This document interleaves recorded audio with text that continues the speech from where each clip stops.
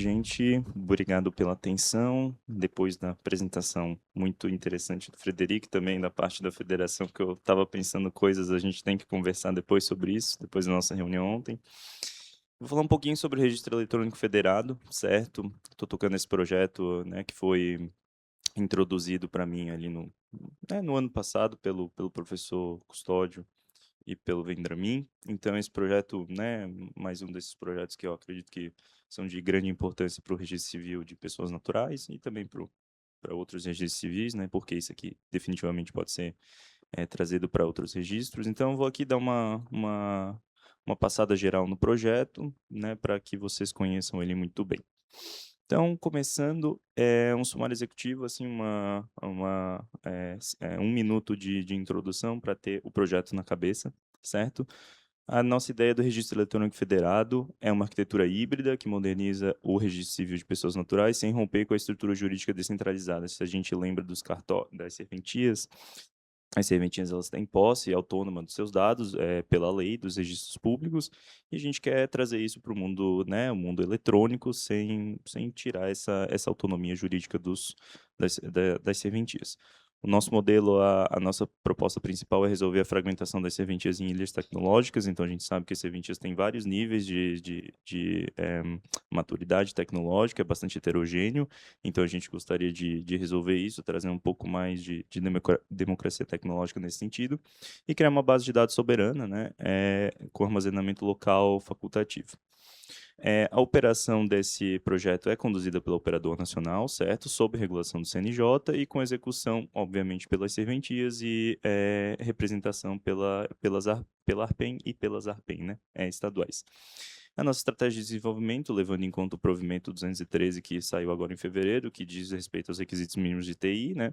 É totalmente alinhado, levando em conta que né, faz parte do nosso design, a gente já entrega, então, um pacote, a gente já entrega uma solução que já tá alinhada nesse sentido, né? Isso é importante porque o provimento, né, a gente não pode ser pego desprevenido, né, por um provimento, uma regra dessa.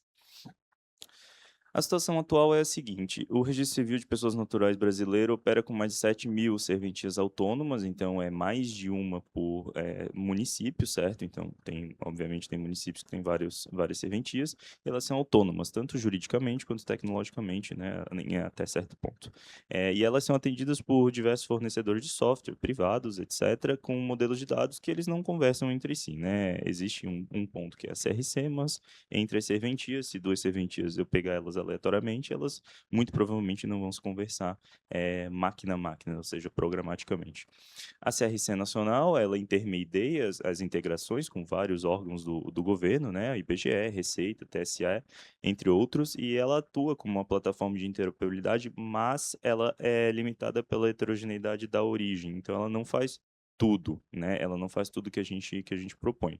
Ela é um excelente mensageiro, ela tem sua carga de dados e suas características, e as serventias já estão acostumadas, os titulares de cartório já estão acostumados, mas ela não faz, né? Ela não faz tudo.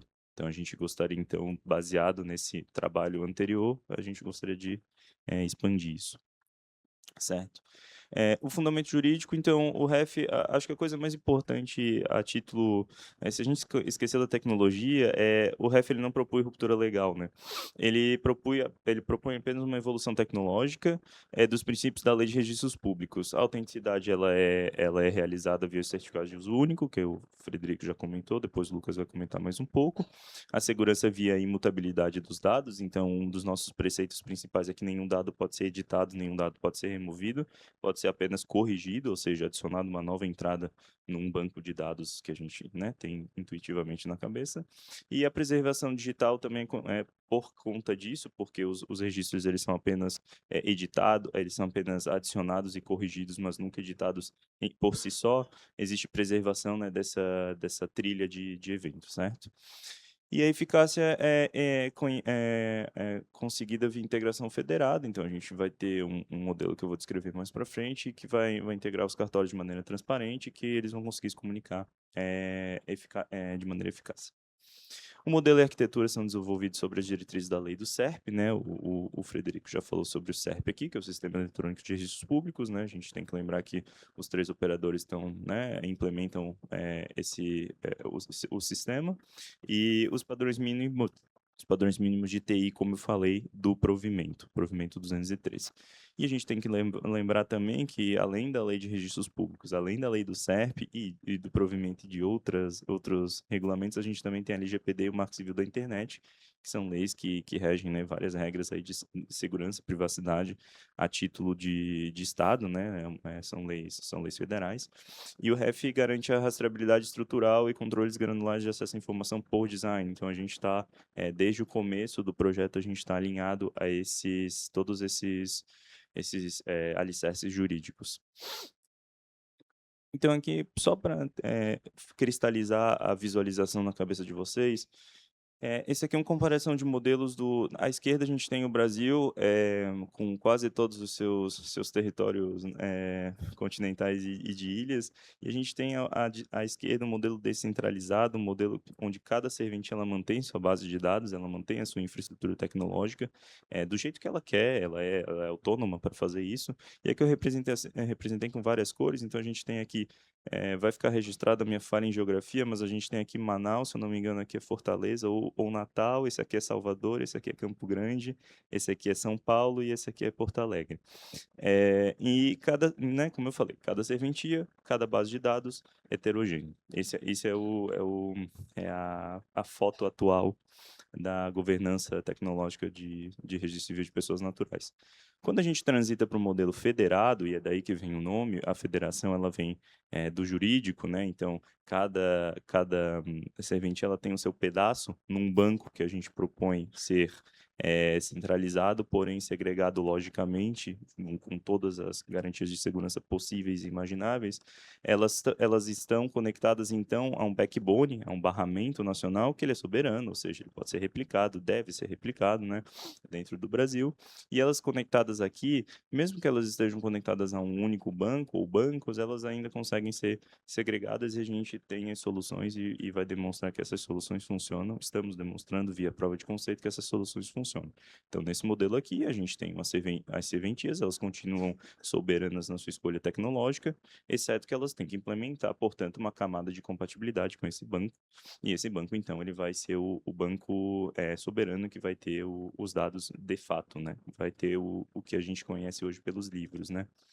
E isso é, como a gente pode imaginar, é um desafio do tamanho né, do Brasil, que está aqui na figura.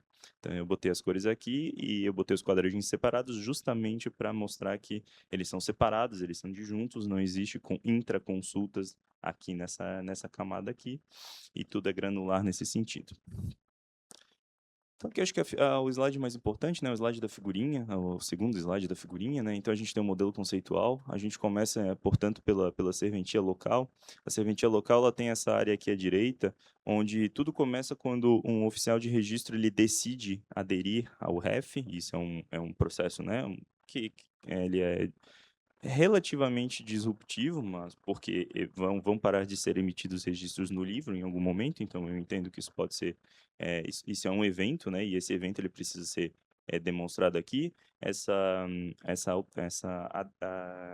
o ato de aderir ao REF, ele é feito via IDRC, então existem todas ali as garantias de segurança que a pessoa que está fazendo esse ato, ele é uma pessoa autenticada e que tem permissão para tal.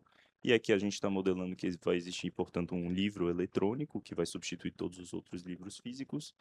E depois da adesão, então o oficial de registro ele muda o seu fluxo de trabalho um pouco, né? Então, para ele vai ficar transparente porque nós vamos fornecer soluções tecnológicas, etc., mas ele também pode integrar suas aplicações legadas no REF, e a gente vai ter, portanto, um servidor de aplicação que vai fazer essa comunicação com o Registro Eletrônico Federado. O servidor de aplicação ele pode implementar um front, né, uma página para que o fluxo de trabalho do servente ele seja feito junto com o REF, e esse servidor de aplicação ele também pode comunicar com as aplicações que já existem, né? Então a gente mantém aqui um modelo de independência, né, nesse sentido, autonomia, embora a gente, claro, precise comunicar de uma maneira formalizada com o REF. Então a gente A gente constrói esse modelo para continuar com certa flexibilidade, mas lá na ponta a gente tem um modelo de dados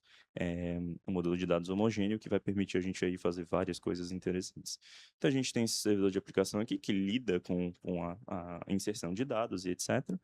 E a gente tem um agente de sincronização que ele vai fazer a conexão com o banco de dados, que é o armazenamento federado, que a gente chama de registro eletrônico federado, certo? E, claro, para rascunhos e outras operações que podem ser feitas localmente ou no evento de uma desconexão, né, de uma operação offline, a gente tem aqui um banco de dados local. Aqui ele está representado em azul, então ele é, né, uma serventia específica, que ela está separada aqui, fragmentada disjunta no armazenamento federado. Aqui poderia ser um vermelho, um amarelo, etc., né? Outras serventias. Esse banco de dados local ele vai servir, então, para operacionalizar no caso de desconexão, como eu falei.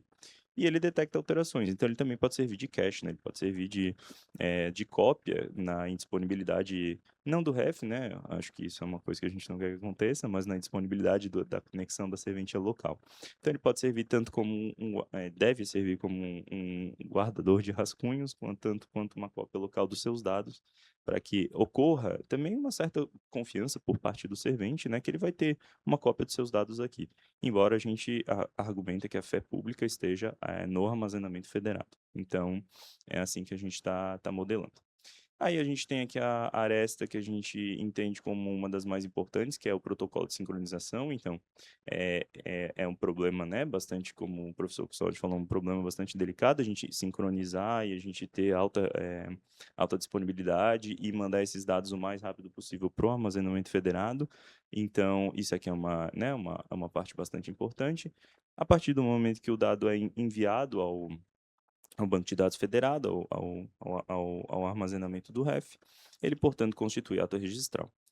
Constituindo ato registral, então, a gente pode falar do modelo do próprio registro eletrônico federado. A gente vai ter, então, eu organizei aqui em três principais aspectos do registro eletrônico federado que eu acho que vale a pena discutir, que que são esses três aqui no meio, que eles vêm a partir de um barramento de interoperabilidade, mas eu vou de cima de baixo para cima.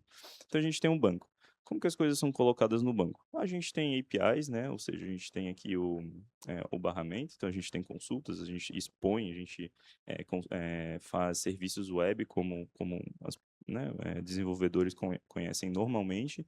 A partir que são feitas consultas, etc., e são feitas comunicações com esse barramento, três coisas devem acontecer, a gente está fazendo isso por design, que é a validação estrutural do dado. Então, a gente está, como é uma questão bastante de homogeneidade de dados, e que os dados, na verdade, eles fazem tudo isso ser muito importante, então a gente está dando bastante ênfase nessa validação estrutural.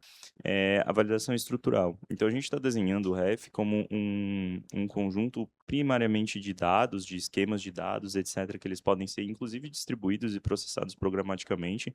Então, a partir do momento que a gente tem essas definições de tabelas, definições de rotas, etc., a gente consegue fazer uma validação puramente estrutural. Então, antes da validação semântica, a gente pode fazer uma validação sintática. Desse modo, se alguma pessoa ela não consegue falar a língua, por mais que ela esteja falando coisas certas, mas ela não consegue se comunicar na estrutura direito, ou seja, se a gente parar para pensar em teoria de compiladores, é a parte sintática, ela não consegue se comunicar. Mas, ao mesmo tempo, ela consegue saber exatamente onde que ela errou, porque uma validação estrutural ela te permite fazer esse tipo de resposta para o usuário e consegue até sugerir pequenas correções, dizendo assim, olha, essa mensagem talvez falta um campo, esse campo é opcional, esse campo é obrigatório, e assim por diante. Outro alicerce do nosso design é a checagem de integridade. Então, onde a gente pode colocar a checagem de integridade, a gente vai colocar, seja via assinatura digital, seja via né, resumos criptográficos, etc. Então, a gente vai fazer com que os atos registrais, obviamente, sejam assinados digitalmente, mas também uma trilha de auditoria, que eu vou falar depois, e outros elementos internos do REF. Então, para que a gente realmente valide o máximo possível a integridade, né, como que os dados eles estão sendo projetados para armazenamento federado, porque, veja, a gente vai guardar isso para a posteridade, como os livros são feitos hoje, e a gente não vai poder emitir, a gente não vai poder editar dentro do dado. A gente vai ter que sempre emitir correções, e essas correções elas também vão ter que estar na trilha e assim por diante. Então, é muito importante que essa checagem de integridade ela exista, para que a gente consiga, então, até diminuir a quantidade de correções necessárias. E no fim, a trilha de auditoria, que é essencialmente toda a comunicação, toda a modificação, toda a adição ao banco de dados e toda a comunicação externa também, ela vai ser registrada e, portanto, ela pode ser auditada. Por que que, por exemplo, um órgão de identidade civil fiscal, ela fez uma pesquisa de todos os brasileiros ao sábado à meia-noite? Será que existe algum padrão estranho nisso? Então a gente com a trilha de auditoria, a gente pode perceber esse tipo de coisa e também, portanto, derivar, estatísticas, tanto estatísticas vitais quanto estatísticas de uso, técnicas, né, observabilidade do sistema. Então a trilha de auditoria existe tanto na parte da segurança, né, na parte da confiança do sistema, quanto na parte da observabilidade das estatísticas, etc. Então a gente tem esses 3 alicerces, né, que fundamentam, o funcionamento do Registro Eletrônico Federado via o seu barramento de interoperabilidade e também via sua comunicação com as serventias locais através do agente de sincronização e do servidor de aplicação. E por fim, a gente tem os sistemas externos, né? Como o pessoal falou anteriormente, a gente tem vários sistemas que utilizam, dezenas de sistemas governamentais que usam, não só governamentais, né? Mas que usam dados do registro civil. E a gente, obviamente, modelou para comportar esses sistemas, sistemas, por exemplo, de estatística, sistemas de identidade civil, justiça eleitoral, sistemas de saúde, ministérios, né? E o próprio cidadão. No fim, por causa da homogeneidade de dados e por causa do jeito que a gente está organizando as coisas, um dos grandes benefícios projetados é que o cidadão ele tenha muito mais facilidade em emitir uma certidão, visto que os dados vão estar homogeneizados e assim por diante, né? Então, a gente pode oferecer, o REF ele não é apenas uma reestruturação interna e opaca, mas também a gente argumenta que o cidadão vai ter o seu benefício lá na ponta. Então, ele vai ter, na nossa visão, serviços mais eficientes por causa dessa modelagem de dados, certo? Então, continuando, a gente tem aqui os nossos, como eu falei, os nossos princípios estruturantes, né? Então, o armazenamento federado é uma coisa que a gente tem que ficar batendo no martelo, porque realmente é o nosso pilar principal, é a referência oficial e soberana. Então, como eu falei, o banco de dados colorido que eu mostrei na última imagem, ele é o que tem nos termos, né, de serventias à fé pública. E cada serventia ela acessa apenas os seus próprios dados com segregação lógica garantida via um conjunto de tecnologias que a gente demonstrou funcionar na nossa prova de conceito. Então, isso é muito importante porque isso implementa exatamente o modelo que é hoje, que é cada serventia tem acesso aos seus livros, certo? E apenas aos seus livros, exceto quando necessário, granularmente falando, pedir acesso a outros dados de outras serventias. Então, a gente espelha isso.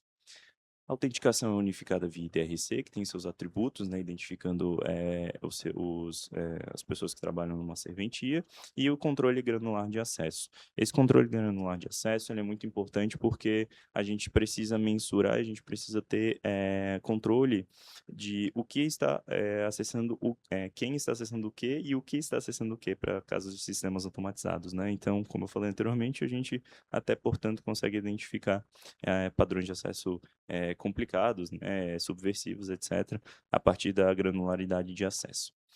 E também os usuários, né, não só sistemas, mas usuários também têm esse tipo de controle via IDRC.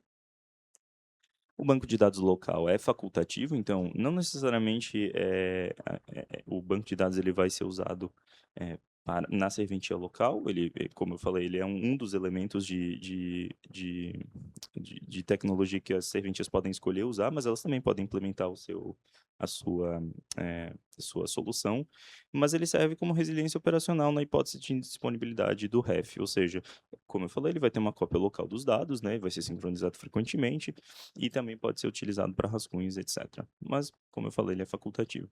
E cada ato registral recebe um certificado de assinatura única, como eu falei que vai ser falado mais para frente, e ele tem validade centenária e ele provê as 3 características clássicas de uma assinatura digital, que é autenticidade, integridade e não repúdio. O modelo opera com tolerância à desconexão, isso é muito importante, né, a gente aqui está falando dos desafios de sincronismo, desafios de disponibilidade, etcétera. Então, a gente, por design, a gente está pensando na tolerância à desconexão no sentido, né, da disponibilidade em áreas remotas ou em áreas menos maduras tecnologicamente do território brasileiro. Os rascunhos, eles podem ser editados localmente, então uma pessoa, né, numa cidade pequena, a gente sabe que por exemplo, um titular de serventia, ele pode preparar um cartório que vai acontecer amanhã, porque ele conhece as pessoas, então ele já pode ir preparando o ato registral e depois só lavrá-lo no dia, né, realmente do acontecimento. Obviamente, a constituição do ato exige submissão ao banco. Então, o ato não é lavrado se ele não está no banco. Ele não é considerado um ato registral se ele não está na base de armazenamento federado. Ele não pode viver apenas no banco de dados local, na aplicação local da serventia. A tecnologia principal que fundamenta a segregação lógica é o Row Level Security, ou seja, esquema compartilhado com segurança em nível de linha. Então, isso é uma tecnologia que, né, existe em sistemas gerenciados gerenciamento de banco de dados, evita a duplicação de dados para cada serventia e faz com que, genuinamente, uma serventia não consiga acessar os dados de outra. Porque se a gente lembrar em sistemas de bancos de dados, os dados são organizados em linhas, cada linha tem um dono. E esses donos, obviamente, serão as serventias. Então a gente também pode pensar que esse banco é multi-tenant numa linguagem mais técnica. O modelo é orientado a eventos, e esses eventos, obviamente, são os atos registrais, as notificações, vinculações, etc. E ele garante integridade histórica via a linha do tempo, que a gente está chamando da trilha de auditoria, certo? Ela é estritamente ordenada e imutável, ou seja, ela é monotonicamente crescente, no sentido do tempo, então as coisas não acontecem no passado. E ela é imutável, se a gente for usar termos técnicos de novo, a gente pode analogamente pensar que é uma blockchain, não é uma blockchain, não estamos implementando uma blockchain, mas se a gente pensar na ideia do encadeamento de dados via integridade, isso aqui é parecido. Permitindo, portanto, já que a gente tem uma trilha completa de uma pessoa, por exemplo, a gente pode emitir uma certidão atualizada sem problema de drift, né? Sem problema de desatualização de dados. É apenas consultando a trilha da pessoa. E a nossa arquitetura se organiza em 4 camadas. A gente organizou em apresentação, aplicação, dados e integração com um agente de sincronização leve, que eu já falei anteriormente, em cada serventia, que é o responsável por comunicar de maneira homogênea com o REF. Na apresentação aqui, essa é a arquitetura tecnológica, então é uma coisa mais técnica, né? Na apresentação, a gente tem uma interface web de prova de conceito e a gente pode ter, já que é uma coisa bastante genérica, a gente pode ter aplicativos móveis. Então, a gente pode pensar no futuro que um titular de C20 ele pode fazer certas operações do seu cartório num aplicativo, né? Não vou dizer oficial, mas com o conselho tecnológico do operador, por exemplo. Nas serventias no banco de dados, a gente escolheu o SQLite, que é um banco de dados bastante comum, né, em várias aplicações. Ele atua offline, completamente offline como rascunho, e armazenamento local eficiente. Então, ele serve ali como uma cache realmente. Na parte da aplicação, ela contém as regras de negócio registrais, né? Se a gente pensar na figura, é o servidor de aplicação, vai fazer as consultas clássicas, como, por exemplo, a gente não pode casar uma pessoa que já está casada, não podemos lavrar um óbito de uma pessoa que já morreu e assim por diante. Gerencia os fluxos processuais, cruza os dados com as bases externas, bases essas da Receita, bases do TSE, etc.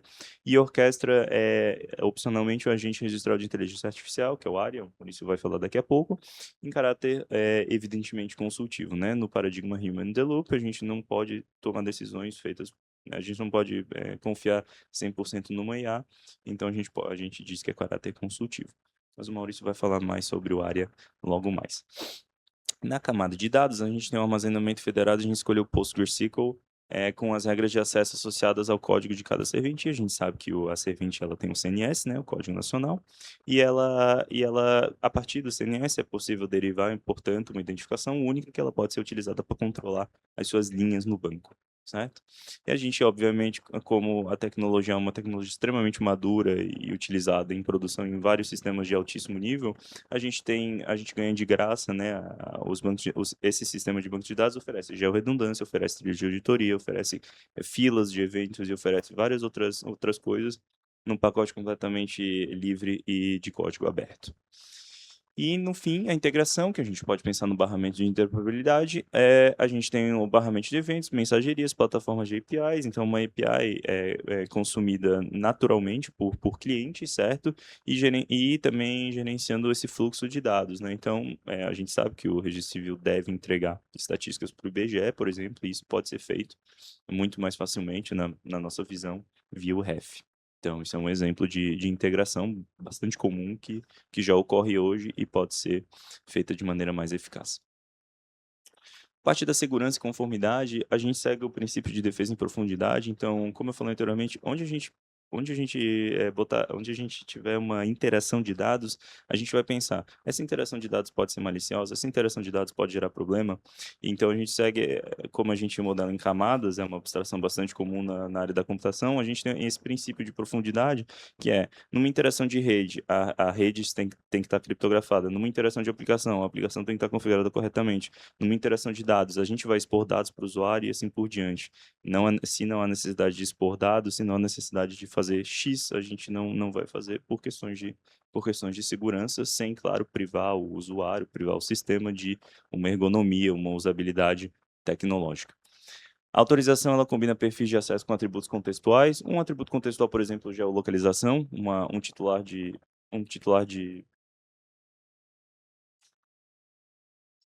Tá difícil, gente. E por exemplo, um titular de cartório, pode ser que ele esteja em outro país e ele, né, pode ser malicioso no sentido de ele estar em outro país e querer fazer operações que não deveria estar fazendo, e se ele está em outro país porque ocorreu uma situação e ele decidiu se mudar, a gente consegue saber via autenticação e DRC, ele tem esses atributos. Então, horário também, uma pessoa pode estar acessando sistemas de madrugada, assim por diante. Então, a gente consegue consumir esses atributos contextuais e derivar informação deles. Cada ato registral recebe um certificado de assinatura única, que vincula a assinatura ao conteúdo exato do documento, e a prova de integridade é autocontida, justamente porque o resumo criptográfico do documento está dentro do certificado que assina o ato registral, né? Isso é uma coisa que o Lucas vai falar mais para frente. E a gente não tem dependência de infraestrutura externa de verificação. E muito importante, hoje em dia, levando em conta o paradigma da criptografia resistente a computadores quânticos, o modelo é desenvolvido com agilidade criptográfica. Ele é completamente flexível nesse sentido, então, levando em conta esse paradigma, a gente consegue atualizar, e a gente já está fazendo testes de viabilidade tecnológica e de performance, com algoritmos de criptografia que a gente chama de pós-quântica, né? Criptografia não clássica, né? Então, o nosso princípio central, visto que se a gente amarra um alicerce do REF a um algoritmo específico, por exemplo, por causa de um tamanho de chave, por causa de um desempenho específico, a gente perde essa agilidade e daqui a 5 anos a gente é pego de surpresa, né? Visto a grande evolução da computação quântica. Então, por causa desse modelo, a gente pode permitir atualizações periódicas de primitivas, né, do mesmo tipo. Então, o controle, no caso da privacidade e segregação de dados, o controle de acesso é granular com autorização contextual, já falei sobre isso mais cedo, e garante que cada dado sensível, para a definição de sensível, né, privado, tenha regras específicas de acesso. A arquitetura suporta nativamente a anonimização e pseudonimização parciais para qualquer categoria de dado protegido. E a gente tem aqui vários casos específicos, né? Bloqueios judiciais, medidas protetivas, solicitações administrativas especiais que vêm do CNJ, de tribunais de justiça, assim por diante, via mandados, comarcas e várias. E a gente, por design, a gente quer integrar esse tipo de exceção à regra, homogeneizando esse tipo de coisa, com sinalizadores configuráveis e desbloqueio automático por prazo, que isso pode ser configurado, por exemplo, por um consumidor da API lá no barramento de interoperabilidade. Cada ato constitutivo é um evento imutável, já falei isso várias vezes, né? O evento ele não pode ser mudado, ele não pode ser editado, ele pode ser apenas adicionado à trilha da pessoa, se a gente pensar dessa maneira, uma vez o ato persistido, ou seja, uma vez escrito no armazenamento federado, e nenhum registro é alterado ou excluído. São apenas adições e que podem ser correções, mas correções desconectadas, não são correções feitas exatamente na linha da tabela, elas são apenas novas linhas que referenciam a linha anterior. E aí a gente tem uma linha do tempo, como eu falei, ordenada e verificável.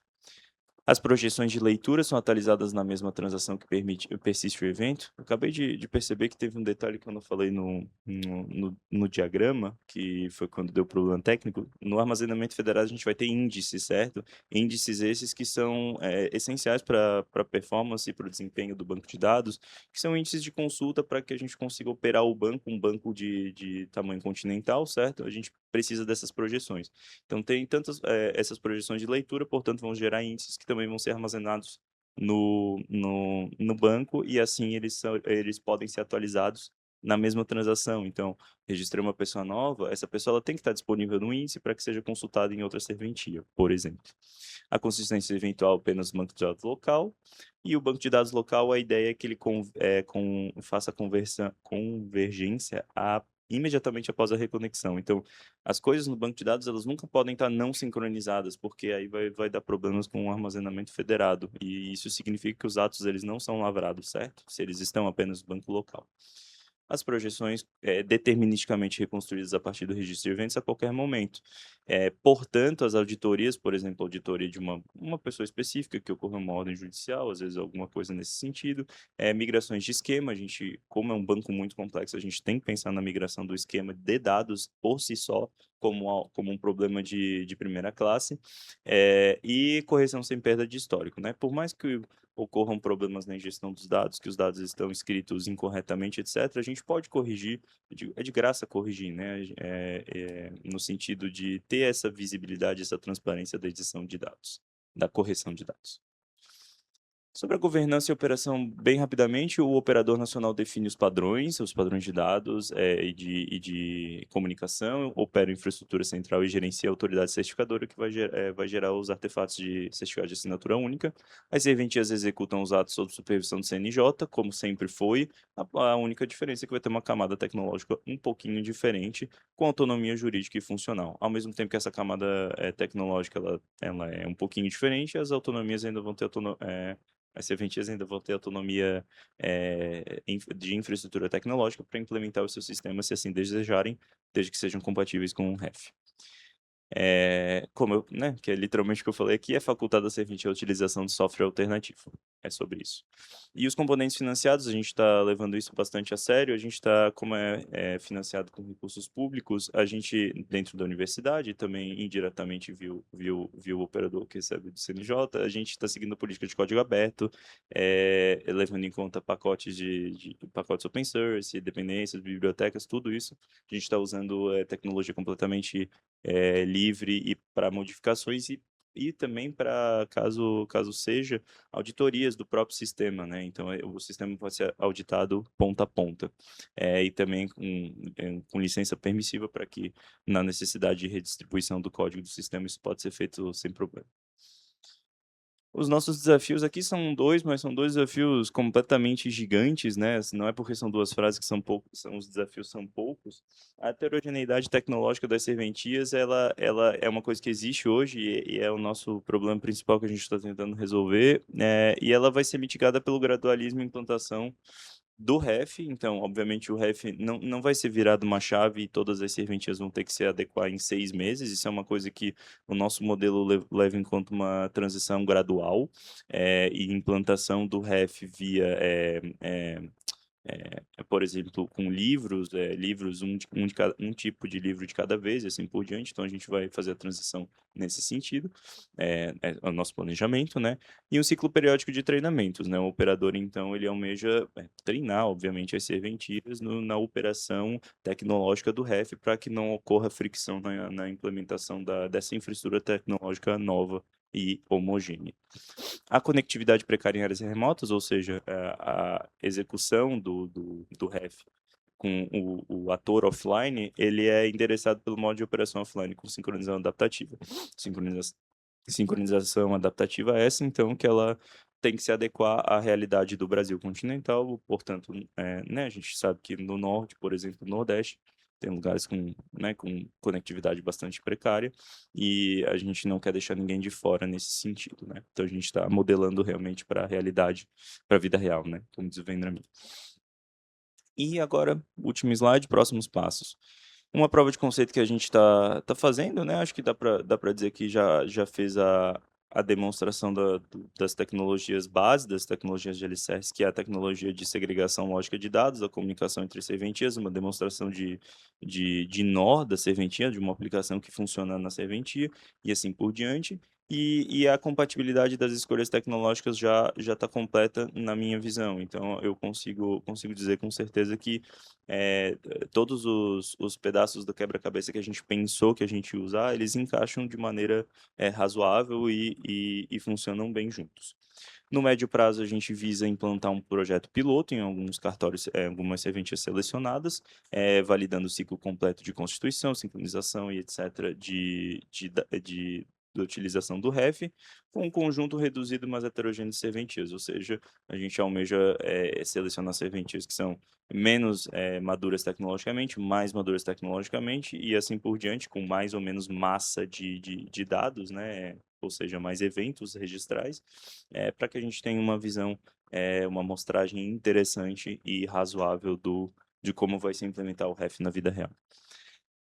Aqui a gente não está obrigando, a migração dos acervos é uma coisa diferente, porque o REF ele é para o futuro, mas a gente não está querendo obrigar que os acervos sejam migrados imediatamente. A gente novamente quer fazer uma migração gradual. Por exemplo, se você vai emitir uma certidão e você aderiu ao REF, é possível, portanto, registrar um ato de nascimento que estava no livro e agora ele pode ser migrado ao REF, de uma maneira que, se uma pessoa vem e pede uma certidão, ela é uma pessoa que está no REF agora, então não precisa uma massa de dados de todas as pessoas que foram registradas na serventia. Se você é titular, precisa ser feitos até certa data. Então é uma coisa que é bastante flexível nesse sentido, né? Levando em conta a demanda, né, de certidões, por exemplo, né, e de outros atos registrais. Por exemplo, uma retificação, uma alteração, até um próprio casamento. E os sistemas legados, os sistemas tecnológicos legados, eles coexistem, né? Eles podem falar a língua do REF, mas sistemas de gerenciamento de serventias, etc., eles vão continuar existindo. É claro que uma camada de padronização, de adaptação precisa ser programada, mas, novamente, eu reitero o ciclo de capacitação das serventias, dos titulares e assim por diante, das pessoas que fazem o gerenciamento tecnológico, né, das serventias. E no fim, a digitalização dos acervos físicos segue o cronograma próprio, né? A gente, né, o Maurício vai falar sobre um pouco disso também, mas a digitalização dos acervos físicos é um problema por si só, que a gente, o REF ele é complementar, né? Como o Frederico falou, a gente está aqui falando de vários projetos que são complementares, então isso aqui segue cronograma próprio e é integrado ao plano que já existe de preservação digital dos dados ao longo prazo, né? Então, uma coisa são tirar fotos dos livros, né? E esses livros serem preservados digitalmente, eletronicamente. E outra coisa é botar esses livros no REF, né? Então, são duas tarefas que elas coexistem, né, no mesmo ecossistema, mas elas são disjuntas nesse sentido, né? A gente não está aqui querendo abranger esse escopo. Então, a gente argumenta que o futuro do registro civil de pessoas naturais é digital, federado e seguro. Obrigado pela atenção.